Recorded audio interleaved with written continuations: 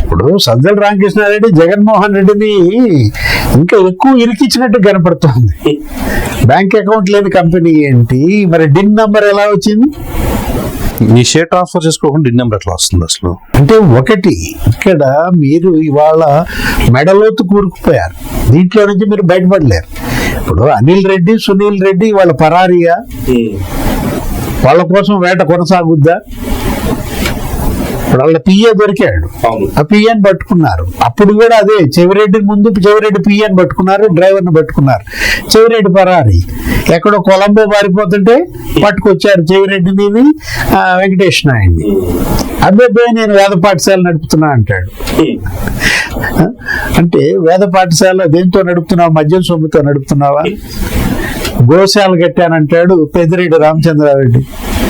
అంటే వీళ్ళు ఎలాంటి వ్యక్తులు, ఎలాంటి మనుషులు? వీళ్ళక మనం ఓట్లేసి గెలిపించింది? వీళ్ళ మన ఎమ్మెల్యేలు, ఎంపీలు? చెవిరెడ్డి మిథున్ రెడ్డి 3 సార్లు ఎంపీయా? అంటే వీళ్ళు ఏ విధంగా అసలు ప్రజా జీవితానికి అర్హులేనా? వీళ్ళని ప్రజాప్రతినిధులుగా గెలిపించిన ప్రజలు ఇవాళ పశ్చాత్తాపం. వాళ్ళల్లో ఇవాళ ఏంటి రిప్రజెంటేషన్ అన్నమాట. ఎలా నమ్మాము, ఎంత మోసపోయాము. అంటే మా రక్తం పిండి, మా రక్తం తాగి మళ్ళా మాకు డబ్బులు ఇస్తారా? రక్తం పెంచుకోమనా? అంటే ఓట్లు కొనుగోళ్ళకి ఆ డబ్బులు వాడతారా?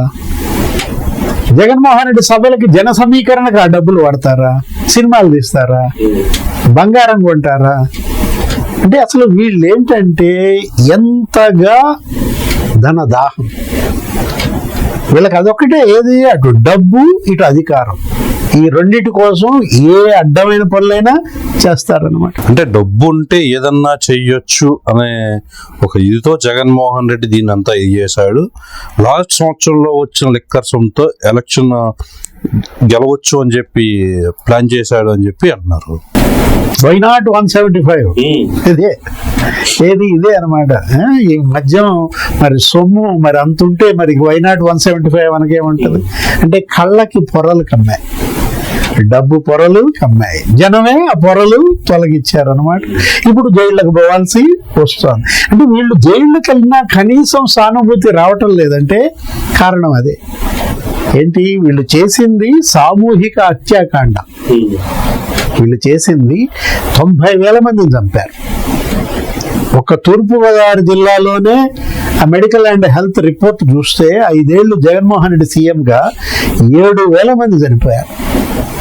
13 జిల్లాల్లో 13 ఏళ్ళు 91,000 మంది చనిపోయి ఉంటారు. ఆ లెక్కన వేసుకున్నా 45 లక్షల మంది కిడ్నీస్ దెబ్బతిన్నాయి, లివర్ దెబ్బతిన్నాయి. అంటే వీళ్ళు అమ్మింది మద్యం కాదు, విషం, స్లో పాయిజన్ కి లేబుల్స్ అంటించారు.